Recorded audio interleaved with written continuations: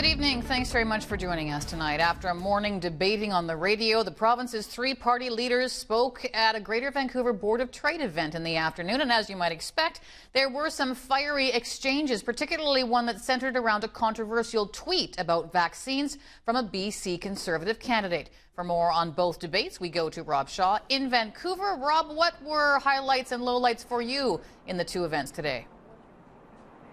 Well, Stacey, an interesting day in the campaign as the leaders got the first chance to go head-to-head, as you put it, face-to-face in the first debate of the election with the CKNW radio debate in Vancouver. And as we've talked about all week, the NDP using the opportunity to throw out another attack to try and embarrass BC Conservative leader John Rustad, this time through a tweet that Premier David Eby, BC NDP leader David Eby, printed off and gave to John Rustad in the middle of the debate, a tweet by his North Coast Haida Gwaii candidate Chris Sankey, who in 2023 appears to have suggested that COVID vaccines give you AIDS, which is not accurate, to put it mildly. Rustad refusing to address that in the debate, saying it's just the latest in a series of controversial attempts the NDP have made to change the channel on issues that the NDP are unable to defend. That you hear, let's just have a listen to that debate here from John Rustad, David Eby, and Sonia First Snow.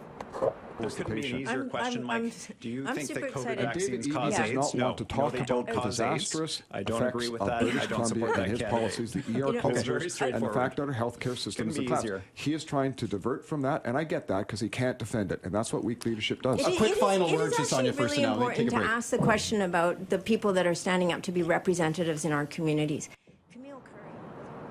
Well, there you go. Everybody talking over each other. There you hear Green leader Sonia First Snow trying to do and did an effective job contrasting the other two leaders feuding today, saying neither deserves a majority government and she should hold the balance of power. At times struggling to get a word in edgewise, though. Eby urging voters to stick with him, saying BC faces really tough problems, but he thinks the province is starting to turn the corner, arguing his income tax cut, which we've talked about, will give people up to $1,000 next year, while the Conservative rebate will take until 2029 to be fully implemented. Rustad focusing on telling the stories of folks waiting in hospitals, parents unable to get their kids' addictions care, and businesses that have to hire security due to crime, saying the NDP have failed after 7 years in government. Later today, the leaders went to the Greater Vancouver Board of Trade, where finances was the hot topic. Rustad saying with the $9 billion NDP deficit, he cannot promise to balance the budget in his first term and likely won't be able to do so until the end of his second term, or 8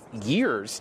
Eby refusing to give his timeline, just saying now is not the time to cut services, and First to Know pitching a new economic future for the province beyond resource projects and fossil fuels, saying we need a knowledge-based economy. Stacey, a couple of other things here amidst that backdrop. A new poll from Leger today out saying the Conservatives have a lead in this campaign, so the NDP tactic of continuing to attack each and every day with these social media posts not appearing to work. And also, just minutes ago, the Conservatives announcing their platform for ICBC, saying they would end ICBC's monopoly on public auto insurance, bringing in private competitors to try and bring that rate down, and also ending, not completely, but ending the no-fault system for people with life-altering injuries so they could sue for compensation while keeping it in place for people with minor injuries. A big change to the auto insurer coming late this afternoon as part of the Conservative platform, as we deal with not just these debates, but also continued policies from the parties coming out amidst all the fighting.